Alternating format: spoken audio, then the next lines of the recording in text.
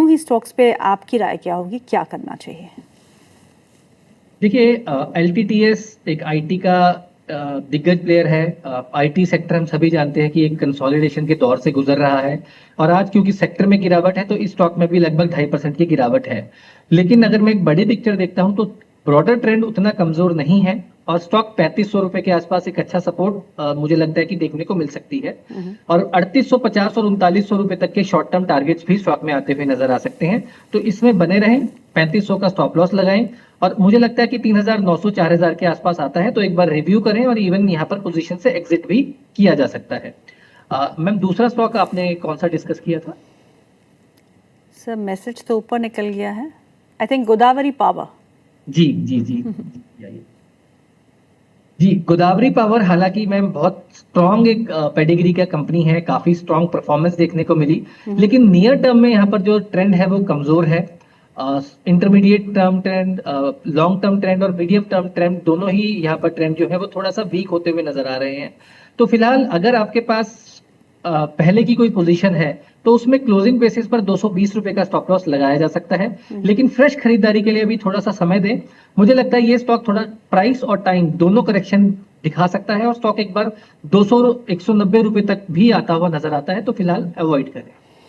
Okay, अंकुर मोदी का सवाल है, पूछते हैं sir please 2 stock idea suggest कर दीजिए। अंकुर जी, आप इस प्रोग्राम की रिकॉर्डिंग ज़रूर देखिएगा, 3 स्टॉक्स उन्होंने सजेस्ट किए हैं, तो प्लीज़ आप उस पर ध्यान दीजिएगा। अगला सवाल ले लेते हैं। अगला सवाल जो है वो है GE शिपिंग पे। 1450 पे GE शिपिंग पे खरीदारी की है, और SCI भी है उनके पास, 310 रुपये के भाव पे एक्यूमुलेट किया है। दोनों ही स्टॉक्स पे क्या करना चाहिए? दोनों ही शिपिंग से जुड़ी हुई कंपनियां हैं।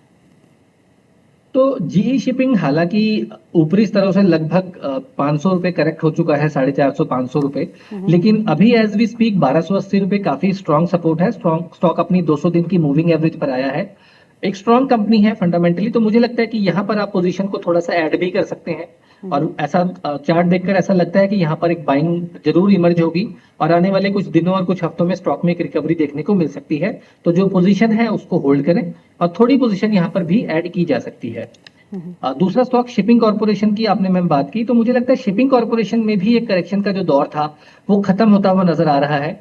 एक अच्छा लॉन्ग टर्म चार्ट पर एक बड़ा राउंडिंग बॉटम बना था, उसके बाद स्टॉक ने लगभग 370 रुपए से 100 रुपए की करेक्शन दिखाई, और वापस से एक बेस बनता हुआ नजर आ रहा है। तो मुझे लगता है कि 265 270 काफी स्ट्रॉन्ग डिमांड जोन है, जहां पर अगर कोई गिरावट मिलती है तो पोजीशन को फर्दर ऐड करें, एग्जिस्टिंग पोजीशन को होल्ड करें। 320 325 रुपए के ऊपर स्टॉक निकलेगा तो फर्दर फ्रेश मोमेंटम बनेगा, और स्टॉक पोजिशनली 400 रुपए की तरफ जाता हुआ भी नजर आ सकता है। फिलहाल बने रहें, लोअर लेवल्स मिलते हैं तो खरीदारी करें। 325 रुपए के ऊपर फ्रेश मोमेंटम ब्रेकआउट देखने को मिल सकता है। ओके, दीपक गुप्ता का सवाल है, वो पूछते हैं हाईटेक पाइप्स के बारे में। उनके पास हाईटेक पाइप्स के शेयर है जो उन्होंने 90 रुपीज़ के लेवल पे एक्यूमुलेट किए हैं, मीडियम टर्म का व्यू रखते हैं, आपसे सलाह मांग रहे हैं। मैम, हाईटेक पाइप में कुछ मुझे चार्ट्स पर वीकनेस दिखती है। दीपक जी, एक राउंडिंग टॉप यहाँ पर बन रहा है, क्लियर कट डिस्ट्रीब्यूशन है। आप यहाँ पर, मेरा मानना है कि आप नुकसान बुक कीजिए और यहाँ से एग्जिट कर लीजिए। ओके, आज ये स्टॉक जो है 7% नीचे है। अभी अभी एक शार्प सेल ऑफ इस स्टॉक में देखने को मिला है, तो the stock is down 7% at 7850 rupees पर शेयर। सीमा जी का सवाल है, सीमा जी पूछती है, उनके पास जेके पेपर के शेयर है, 414 रुपीज़ में खरीदे हैं, और जिंदल स्टील है 1255 में खरीदा हुआ है। करंट चार्ट के ट्रेंड्स क्या कहते हैं? क्या आप एवरेजिंग की सलाह देंगे इनमें, और टारगेट्स क्या हो सकते हैं शॉर्ट टू मिड टर्म के लिए? So if I talk about JK Power first, ma'am, basically we have seen कि यहाँ पर लोअर लेवल्स पर एक अच्छी बाइंग देखने को मिली थी। एक फर्स्ट लेग ऑफ बाइंग के बाद ये पुल बैक है, विच आई थिंक ये यहाँ से वापस से फॉलो थ्रू यहाँ पर बनता हुआ नजर आएगा। तो इसको होल्ड करें, फिलहाल एवरेज भी मत करें, लेकिन इस पोजीशन को बने रहें। 420 रुपए के अगर ये ऊपर स्टॉक निकलता है तो कंफर्मेशन होगा कि स्टॉक ने एक मीनिंगफुल बॉटम बना लिया है। उसके ऊपर आप इसमें पिरामिडिंग करें, यानी कि प्रॉफिट में एवरेजिंग करें। उस कंडीशन में मुझे लगता है स्टॉक बहुत जल्दी 500 रुपए तक का रन अप दिखाएगा। तो स्टॉक सिलेक्शन ठीक है, एक अच्छा बेस बनता हुआ नजर आया है। एडिड कंफर्मेशन के बाद यहाँ पर एवरेज आउट करें, तो यहाँ पर ये सलाह थी जेके पेपर में। और एक और स्टॉक मैम आपने शायद जिक्र किया था, JK paper, and sorry, the messages go so fast. Jindal steel 1255। Jindal Jindal steel as of now ma'am मुझे लगता है कि यहाँ पर एक बहुत बड़ी तेजी हमने 2020 से 24 तक देखी। अब कहीं जाकर ये रैली थक चुकी है और मुझे लगता है कि ये स्टॉक प्राइस और टाइम करेक्शन में जा सकता है। इसे अवॉइड करें, एग्जिस्टिंग पोजीशन को एग्जिट करें, एवरेज करने की सलाह नहीं है। ओके, अगला सवाल ले लेते हैं। अगला सवाल जो है वो है नैल्को पे। आज नैल्को में काफ़ी अच्छी तेज़ी देखने को मिल रही है। सभी मेटल स्टॉक्स जो है आज बाजिंग है। Hindalco, Nalco, Hindustan copper, SAIL, they are doing well. तो नैल्को में इन लेवल्स पे क्या करना चाहिए? सो मैम इमीडिएटली अगर मैं सिर्फ आज की बात बोलूं तो 7-7.5% स्टॉक ऊपर है, तो यहाँ पर रिस्क रिवॉर्ड मैच नहीं करता। लेकिन इस रिकवरी के बाद अगर कोई पुल बैक आने वाले दिनों में मिलता है 400 रुपए के आसपास, 395 400 रुपए के आसपास, तो वो एक अच्छे मौका है एक्यूमुलेट करने का और फ्रेश एंट्री का। बेसिकली ग्लोबल जो डिमांड सप्लाई पिक्चर है वो कहीं ना कहीं मेटल्स के लिए और इन पर्टिकुलरली एल्यूमिनियम के लिए थोड़ी सी डिस्टर्ब होती हुई नजर आ रही है, जिसका क्लियर कट बेनिफिशियरी जो एल्यूमिनियम से जुड़े स्टॉक्स हैं ये आगे चल के होते हुए नजर आ सकते हैं। चार्ट स्ट्रक्चर पॉजिटिव है। करेक्शन के बाद यहाँ पर अच्छी रिकवरी देखने को मिली है। मुझे लगता है आगे भी पॉजिटिविटी बनी रहेगी, लेकिन थोड़ा सा डिप का वेट करें जहां पर खरीदारी की जा सकती है। ओके, अगला सवाल जो है वो गुनवीन सिंह का है। वो पूछते हैं पीएफसी स्टॉक पे कब रैली आएगी? सो ही इज वेटिंग ईगरली। अभी तक सीपीएससी जो इंडेक्स है उसमें कहीं ना कहीं किसी तरह का एक ट्रेंड रिवर्सल का कोई साइन नहीं है। इसी के चलते हम देख रहे हैं कि रेलवे स्टॉक्स और कुछ और पीएसयू सेक्टर्स जो स्टॉक्स हैं फाइनेंशियल जैसे पीएफसी, आरईसी, उनमें भी अभी कैचअप मूव देखने को नहीं मिल रहा है। देखिए ये तो मैं नहीं बता पाऊंगा कि कब तक रैली आएगी, लेकिन मैं सिर्फ इतनी सलाह दे सकता हूं कि अभी उस सेक्टर से बचें, रिलेटिव स्ट्रेंथ खेलें जहां पर जिन सेक्टर्स में तेजी है, जो आपके पास इन्वेस्टमेंट्स हैं, रिलेटिवली स्ट्रॉन्ग स्टॉक्स हैं, गवर्नमेंट ऑफ इंडिया के स्टॉक्स हैं, पीएसयू स्टॉक्स हैं, तो कभी ना कभी वहां पर जरूर बाइंग मिलेगी। डिविडेंड यील्ड भी अच्छी है, लेकिन शॉर्ट टर्म मोमेंटम नहीं है, तो फिलहाल वहां पर और एवरेजिंग मत करें। जो इन्वेस्टमेंट्स हैं बस उन्हीं को आप पड़े रहने दें फिलहाल। ओके, अथर्वा बनर्जी का सवाल है। वो पूछते हैं एसआरएफ है उनके पास 2900 पे एक्यूमुलेट किया है। वीएसटी इंडस्ट्रीज है 266 पे एक्यूमुलेट किया है। When to average, at which price levels and targets for short to medium term? If I talk about SRF first, ma'am, so stock has literally done nothing from last 4 years. Correct. But at the same time, जो chemical sectors में recovery है, वो कहीं ना कहीं is giving me the confidence that valuation wise ये stock अब काफी cheap है और ये cycle already एक revival पर है, तो chemical stocks in general have started to do well. अब मेरा ऐसा मानना है कि ये स्टॉक में भी 2400-2450 के आसपास बहुत लॉन्ग टर्म सपोर्ट्स प्लेस्ड हैं, तो उन लेवल्स के आसपास you can average out and continue to hold your existing positions. और दूसरा stock VST industries. VST industries में अभी तक कोई किसी तरह का ट्रेंड कंफर्मेशन नहीं है कि बॉटम आउट हो चुका है या यहाँ से कोई स्ट्रॉन्ग रिकवरी है। अगर आप स्टॉक होल्ड कर रहे हैं तो फिलहाल होल्ड किया जा सकता है 200 रुपए के स्टॉप लॉस के साथ, क्योंकि एक वी शेप रिकवरी आई थी, वर्टिकल रनअप था और हो सकता है ये उसकी एक टेक्निकल करेक्शन है। एक बार ये स्टॉक 235-240 रुपए के ऊपर निकलता है, if levels of 235-240 are broken, then it will be a confirmation that the stock has formed a base, और उस condition में then you can continue to add and even not only hold but continue to add the existing positions. And उस condition में 260-270 रुपए तक के run up medium term में यहाँ पर बनते हुए नजर आ सकते हैं। ओके, शुभम का अगला सवाल है। शुभम जी पूछते हैं अमारा राजा बैटरीज पे अब क्या करना चाहिए? हालांकि एक साइड में काफ़ी अच्छा मूव था, battery segment was buzzing till last few sessions के से आगे, तो अब इन स्टॉक्स में क्या करना चाहिए? मैम दोनों ही जो बैटरी के स्टॉक्स हैं मुझे पसंद है।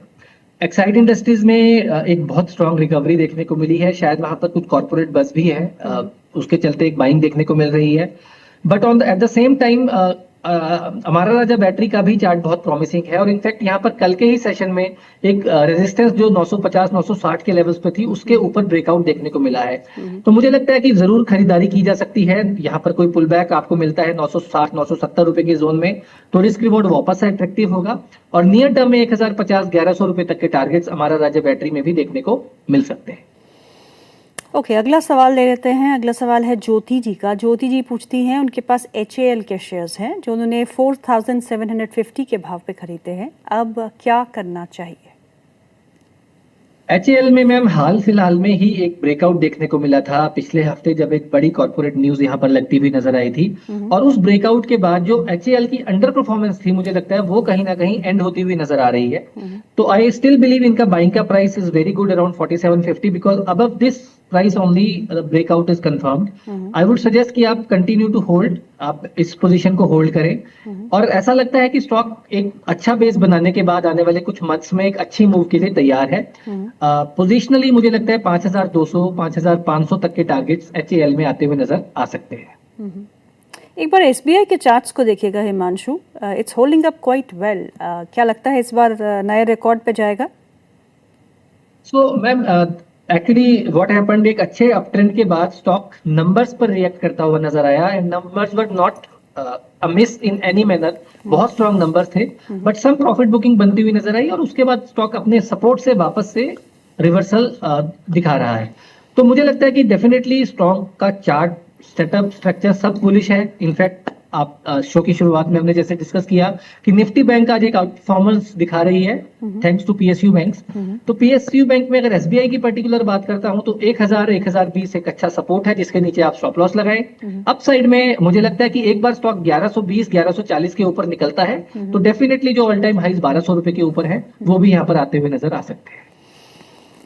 Okay, lots of questions. Vikas Kumar पूछते हैं, वेरी गुड आफ्टरनून सर, मेरे पास जुपिटर वैगन है और टाटा स्टील है, दोनों में ही लॉस हो रहा है, मैं अब क्या करूं? एवरेज करना चाहिए? तो जुपिटर वैगन पिछले अगर आप 1.5 साल से देखें तो लगभग इन्हीं लेवल्स पर अगर हम देखें तो यहाँ पर लगातार 220 250 के लेवल्स पर यहाँ पर एक बहुत स्ट्रॉन्ग डिमांड बनी हुई है।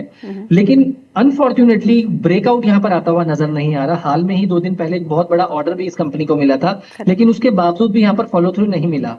बट लॉन्ग टर्म चार्ट जब मैं देखता हूं तो मुझे ये बात क्लियर समझ में आती है कि यहाँ पर बहुत स्ट्रॉन्ग डिमांड है और जब कभी भी रेलवे स्टॉक्स की साइकिल रिवाइवल दिखाएगी या टर्न अराउंड आएगा, दिस इज वन स्टॉक जहां पर एक अच्छी तेजी बनते हुए नजर आएगी। इनफैक्ट पिछले साल प्रमोटर्स ने भी इस रेट्स के आसपास 260 270 के आसपास खरीदारी की थी। तो उसको थोड़ा सा समय दें, अभी एवरेज ना करें क्योंकि ऑलरेडी अभी किसी तरह का आपके पास एक पोजीशन है और मोमेंटम अभी बनता हुआ नजर नहीं आ रहा। 280 290 रुपए के ऊपर अगर ये स्टॉक निकलेगा तब यहाँ पर एक आप पोजीशन को एड ऑन कर सकते हैं। अगेन मैं यही बात रिएटरेट कर रहा हूं कि एवरेजिंग आउट बेसिकली प्रॉफिट की पोजीशन में करना इज अ बेनिफिशियल थिंग जो सिस्टमेटिकली की जा सकती है, जिसको हम पिरामिडिंग बोलते हैं। अभी मत करें, अगर कंफर्मेशन आता है तो वहां पर ऐड करें। और मैम एक और दूसरा स्टॉक था जो मैं भूल गया। नहीं, एक ही था, Tata steel, sorry. Tata steel. Tata steel ma'am I think it's avoid. अगर आपके पास पोजीशंस हैं तो 180 रुपए के नीचे का क्लोजिंग बेसिस पर स्टॉप लॉस लगाएं। मुझे लगता है यहाँ पर डिस्ट्रीब्यूशन विजिबल है और आगे चल के प्राइसेस और थोड़ा सा करेक्शन दिखा सकते हैं। टाटा से जुड़ी हुई सब कंपनियों में जो है, despite of the fact that ये मेटल ग्रुप से वाबस्ता रखता है ये स्टॉक, लेकिन आज टाटा के नाम पे सभी कंपनीज में आज सेल ऑफ देखने को मिल रहा है। So it's a news based sell off. तो आज टाटा स्टील भी करीबन 2% नीचे कामकाज करते हुए। Rohit Jain is asking for Berger paints, उनके पास बर्जर पेंट्स है 555 इज द बाय लेवल और आज इस स्टॉक में तेजी देखने को मिल रही है, तो क्या करना चाहिए? देखिए बर्जर पेंट काफी वॉलेटिलिटी दिखाने के बाद, मतलब अगर मैं इसका चार्ट देखता हूं तो 600 और 400 रुपए की रेंज लगभग ये स्टॉक 2 साल में 5 बार दिखा चुका है। तो बहुत ही ज्यादा नोटोरियस स्टॉक मूवमेंट है मैं कहूंगा। इस रेंज के अंदर 200 रुपए की मूव छोटी रेंज नहीं है। तो आइडियली तो मैं ये चाहूंगा कि 600 रुपए के ऊपर स्टॉक निकले तो कंफर्मेशन आए, लेकिन एट द सेम टाइम ये भी विजिबल है कि लोअर लेवल्स पर इस पे खरीदारी देखने को मिलती है। तो अगर कोई डिक्लाइन आपको 500 520 रुपए तक मिलता है तो वहां पर पोजीशन बनाएं, क्योंकि वहां पर रिस्क रिवॉर्ड आपको फेवरेबल होता हुआ नजर आता है। और आने वाले समय में 600 रुपए के ऊपर अगर ब्रेकआउट मिलता है तो और पोजीशन को ऐड किया जा सकता है। फिलहाल एक टाइट रेंज में कंसोलिडेट कर रहा है, तो इट्स एनीबॉडीज गेस कि कौन सी रेंज, किस एंड की रेंज पहले आएगी। करेक्ट। राहुल गुप्ता जी पूछते हैं, अडानी एंटरप्राइजेस है उनके पास 1837 में खरीदा है, कल्याण ज्वेलर्स है 349 के प्राइस पे, क्या इनको और होल्ड कर सकते हैं 2 से 3 महीने के लिए या प्रॉफिट बुक करके निकल जाएं? सो अडानी एंटरप्राइजेस एट 1837। देखिए ऑलरेडी बहुत अच्छे प्रॉफिट में है, 1800 की खरीद है, लगभग 3000 के भाव हैं। अब 3200 के हाइज बनाने के बाद स्टॉक में थोड़ा सा कंसोलिडेशन है, लेकिन एक अच्छा सपोर्ट है इन लेवल्स के आसपास। हमने ये भी देखा कि यूएस की तरफ से, कोर्ट्स की तरफ से अदानी को जो जी। भी इश्यूज क्लीन थे चिट, वो भी या क्लीन चिट मिल गई है। तो कहीं ना कहीं आने वाले समय में इसका बेनिफिट इस ग्रुप को जरूर मिलेगा। मेरे समझ से आप इसमें 2800 रुपए का एक क्लोजिंग बेसिस पर स्टॉप लॉस लगाएं, होल्ड करें। ऐसा लगता है कि स्टॉक एक कंसोलिडेशन के बाद आने वाले कुछ हफ्तों में वापस से एक अपसाइड के लिए तैयार है, तो यहाँ पर इसको होल्ड किया जा सकता है। और दूसरा स्टॉक कल्याण ज्वेलर्स पे था, तो यहाँ पर भी मुझे ऐसा लगता है कि काफी अच्छी वर्टिकल वी शेप रिकवरी के बाद फिलहाल स्टॉक सिर्फ एक साइडवेज मूव में है। मुझे ऐसा लगता है कि स्टॉक आने वाले दिनों में वापस से एक अपसाइड का मोमेंटम पकड़ेगा। अगर कोई गिरावट आपको 570 575 तक मिलती है तो वहां पर पोजीशन को ऐड करें। 560 रुपए का स्टॉप लॉस लगाएं।